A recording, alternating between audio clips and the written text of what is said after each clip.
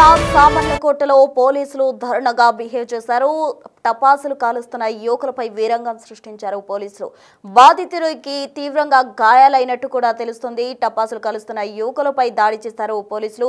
అది పోలీసులు over action గానే చెప్పుకుంటున్నారు అక్కడ స్థానికులు. బ్రౌన్పేటలో పోలీసులు ఓవర్ యాక్షన్ తోటి వీరంగం సృష్టించారు. దీంతో అక్కడ కొంతమంది యువకులకు తీవ్రంగా గాయాలయ్యాయి. అయితే ఒక యువకుడు అయితే చావు బతుకుల మధ్య కొట్లాడుతున్నట్టు కూడా తెలుస్తోంది. లాఠీలతో అక్షయ్ కుమార్ అనే యువకుడిపై మెడపై కానిస్టేబుల్ బాధినట్టు కూడా తెలుస్తోంది. అయితే బాధితుడి గొంతుపై తీవ్ర గాయాలయ్యాయి. సామర్లకోట బ్రౌన్పేటలో ఈ ఘటన చోటు చేసుకుంది. పోలీసుల తీరుకు వ్యతిరేకంగా అటు దళితులు ఆందోళన చేస్తున్నారు. దీనికి సంబంధించి ఎస్సీ ఎస్టీ అట్రాసిటీ కేసు కూడా నమోదు చేసే అవకాశం ఉంది. మరోవైపు బాణసంచా కాలుస్తున్న యువకులను చెదరగొట్టేందుకు లాఠీతో కొడుతూ పోలీసులు ప్రయత్నించారు. ఈ ఘటన చూసేందుకు అక్షయ్ పైన దాడి చేసినట్టు పోలీసులు చెప్తున్నారు. పొద్దాపురం డీఎస్పీ శ్రీహరిరాజు అలాగే సామర్లకోట సీఐ కృష్ణ భగవాన్ వాహనాలను అడ్డుకున్నారు. దళితులు పెద్ద ఎత్తున నిరసన కూడా చేస్తున్నారు. అయితే లాఠీలతో చావుగొట్టిన పోలీసులపై కేసు పెట్టాలని వాళ్ళు డిమాండ్ చేస్తున్నారు. మొత్తంగా ఆ యువకుడు ఎవరైతే పోలీసులు అతనిపై దాడి చేశారో ఆ యువకుడు దళితుడు కాబట్టి దళితులు ఎస్సీ ఎస్టీ అట్రాసిటీ కేసు కూడా నమోదు చేసే అవకాశం ఉంది. ఒకసారి వాళ్ళు చూద్దాం, నిరసన చేస్తూ ఉన్నారు. ఆ విజువల్స్ చూద్దాం.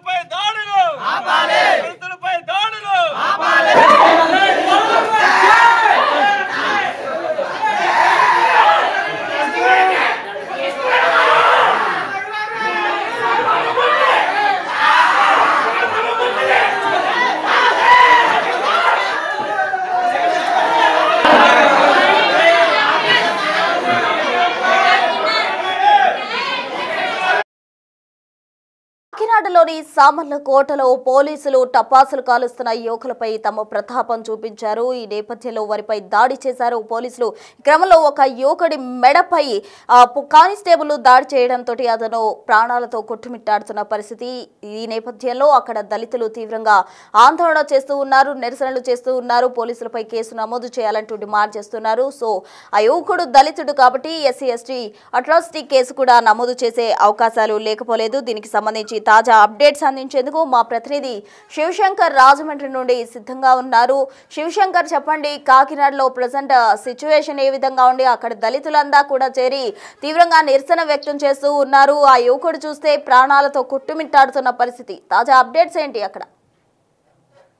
చూసుకున్నట్లయితే ఏదైతే నిన్న దీపావళి సందర్భంగా బాణాసంచా కాల్చే నేపథ్యంలో ఏదైతే బాణాసంచా కొంతమంది యువకులు కాలుస్తున్నారు, బ్రౌన్పేటకి చెందిన యువకులు బాణాసంచా కాలుస్తున్న సమయంలో ఏదైతే పోలీసులు టైం దాటిన తర్వాత అంటే 10:30 వరకు మాత్రమే పోలీసులు టపాసులు కాల్చాలని పర్మిషన్ ఇచ్చారు. ఆ తర్వాత ఎవరైనా కాల్చి చర్యలు తీసుకుంటున్నారు. ఈ నేపథ్యంలో రోడ్డుపై బాణాసంచా కాలుస్తున్న యువకులను చెదరగొట్టే క్రమంలోనే ఏదైతే బ్రౌన్పేటకు చెందిన ఒక యువకుడు అక్కడ నిలబడి చూస్తున్నట్లుగా అయితే స్థానికులు చెప్తున్నారు. అక్షయ్ కుమార్ అనే వ్యక్తిపై అయితే ఒక కానిస్టేబుల్ ఏదైతే లాఠీతో దాడి చేశాడు. దాడి చేసిన నేపథ్యంలోనే యువకుడి మెడపై లాఠీతో బలంగా కొట్టారని చెప్పి బంధువులు అయితే ఆరోపిస్తున్న పరిస్థితి కనిపిస్తుంది. అయితే ఈ నేపథ్యంలోనే ఆ యువకుడు అక్షయ్ కుమార్ అయితే తీవ్రంగా గాయపడినట్లుగా, ఊపిరి తీసుకోవడానికి కూడా ఇబ్బంది పడుతున్నట్లుగా అయితే చెప్తున్నారు. మనం విజువల్స్ లో కూడా చూస్తున్నాం క్లియర్ గా. అయితే ప్రస్తుతం అయితే ఆ పరిస్థితి కొంచెం విషమంగా ఉందని కూడా చెప్తున్నారు. అయితే మొదటి ఏదైతే ప్రాథమిక చికిత్సను అయితే ఇక్కడ లోకల్ గా అందించారు. లోకల్ గా అందించిన తర్వాత అంబులెన్స్ లో కాకినాడ ప్రభుత్వ ఆసుపత్రికి అయితే అక్షయ్ కుమార్ తరలించారు. ఈ నేపథ్యంలోనే ఘటనా స్థలానికి చేరుకున్న పోలీసులు ఎవరైతే సిఐ కృష్ణ భగవాన్ కావచ్చు, పెద్దపురం డిఎస్పీ శ్రీహరిరాజు కావచ్చు, ఇద్దరు కూడా అక్కడ ఏదైతే హాస్పిటల్ కి వచ్చి పేషెంట్ కండిషన్ అయితే చూసారో పరిశీలించిన తర్వాత కూడా పోలీసు వాహనాన్ని కూడా బాధిత కుటుంబ బంధువులు అయితే చుట్టుముట్టిన పరిస్థితి కనిపిస్తుంది. ఈ నేపథ్యంలోనే ఎవరైతే ఆ యువకుడిపై దాడి చేశారో కానిస్టేబుల్ పై కేసు నమోదు చేయాలి, తక్షణమే అతన్ని అరెస్ట్ చేయాలంటూ కూడా దళిత సంఘాల ఆధ్వర్యంలో అయితే బంధువులు డిమాండ్ చేసిన పరిస్థితి కనిపిస్తుంది. రోడ్డు మీద బైఠాయించి నినాదాలు కూడా ఇచ్చారు.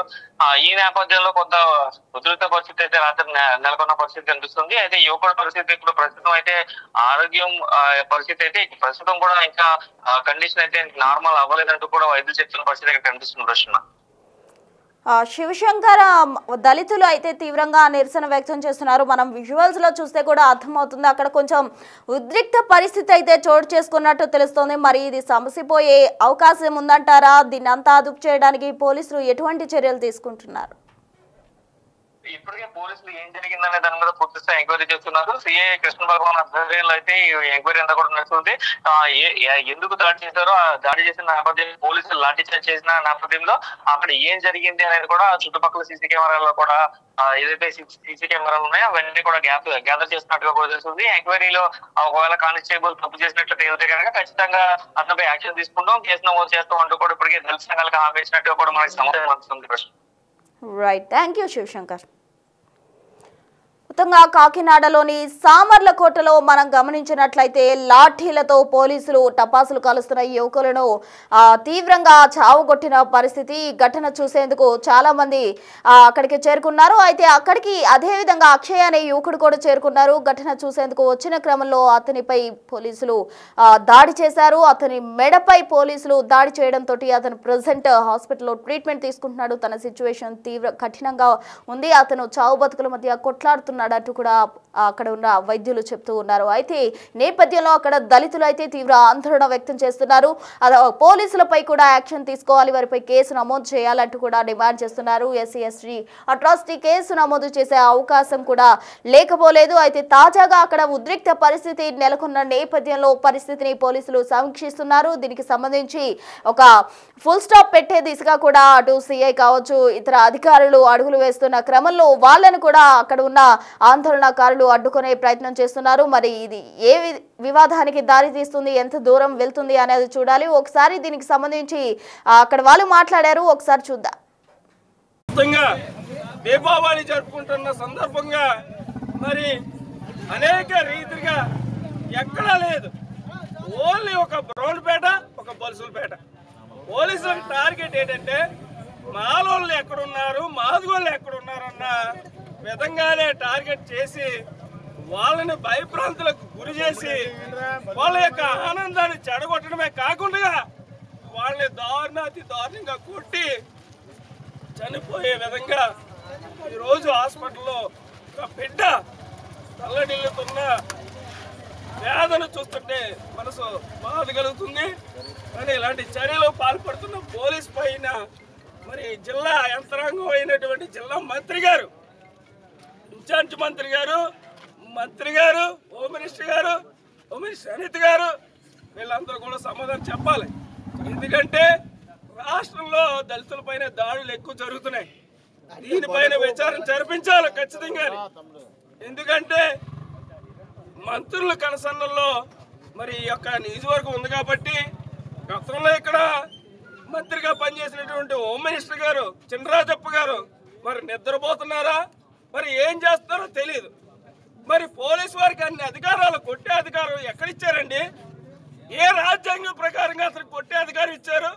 కానిస్టేబుల్లే, పోలీసులే లాండ్ ఆర్డర్ని చేతిలోకి తీసుకుని తన ఇష్టానుసారంగా ప్రవర్తించడం ఎంతవరకు సమంజసం అని చెప్పేసి సందర్భంగా అడుగుతున్నాను. సమాధానం చెప్పాలి. పోలీసు వారు సమాధానం చెప్పలేకపోతే కనుక రేపు మార్నింగ్ పోలీస్ స్టేషన్ లో ఈ యొక్క పెద్దాపురం సబ్ డివిజన్ లో ఉన్న పోలీస్ స్టేషన్ అన్ని కూడా ముట్టడిస్తాం. ఎందుకంటే ఇదంతా కూడా పోలీసుల దుర్మార్గ చర్య కింద నేను పరిగణిస్తాను. ఇక సామర్లకోటలో ఈ ఘటన చోటు చేసుకుంది. కాకినాడ జిల్లా సామర్లకోటలో టపాసులు కాలుస్తున్న యువకులపై పోలీసులు వీరంగం సృష్టించి తమ ప్రతాపాన్ని చూపించారు. ఇదంతా కూడా పోలీసులు ఓవర్ యాక్షన్ గా అక్కడ ఉన్న స్థానికులు చెప్తూ ఉన్నారు. అయితే ఆ ఘటన వీక్షించేందుకు వచ్చిన అక్షయ్ పై పోలీసులు దాడి చేశారు. ప్రజెంట్ అతని కండిషన్ సీరియస్ గా ఉన్నట్టు కూడా వైద్యులు చెప్తున్నారు. ఈ నేపథ్యంలో అక్కడ భారీగా దళితులు చేరుకున్నారు. పోలీసులపై యాక్షన్ తీసుకోవాలంటూ కూడా నిరసన చేపడుతున్న పరిస్థితి. ఈ ఘటన తీవ్ర ఉద్రిక్త పరిస్థితులకు దారితీసే అవకాశం కూడా లేకపోలేదు. ఎందుకంటే గాయపడిన వ్యక్తిని పరిశీలించేందుకు వచ్చిన సిఐ వాహనాలు కూడా అక్కడ ఉన్న స్థానికులు అడ్డుకున్నారు. సామర్లకోటలో ఈ దారుణానికి సంబంధించి పోలీసులు సమీక్షిస్తూ ఉన్నారు. మరి కాసేపట్లో దీనికి ఫుల్ స్టాప్ పెట్టే దిశగా అడుగులు వేస్తామంటూ కూడా అటు పోలీసు ఉన్నతాధికారులు చెప్తూ ఉన్నారు. ఏది ఏమైనప్పటికీ కూడా యువకుడు ప్రాణాపాయంలో ఉన్నాడు. అతని కండిషన్ సీరియస్ గా ఉంది కాబట్టి అతనికి సంబంధించి కూడా పోలీసులు ఎటువంటి చర్యలు తీసుకుంటారు అంటే గాయపడ్డాడు, పోలీసుల కారణంగానే గాయపడ్డాడు కాబట్టి ఏ విధంగా వాళ్ళు చొరవ చూపి ఎలా దీన్ని క్లియర్ చేస్తారు అన్నది చూడాలి. మరోవైపు ఆందోళనకారులు మాత్రం తమ ఆందోళన విరమించే ప్రసక్తే లేదు. ఒకవేళ ఆ యువకుడికి కానీ ఏమన్నా అయితే పరిణామాలు తీవ్ర దృష్ట్యా దాల్చే అవకాశం కూడా ఉంది.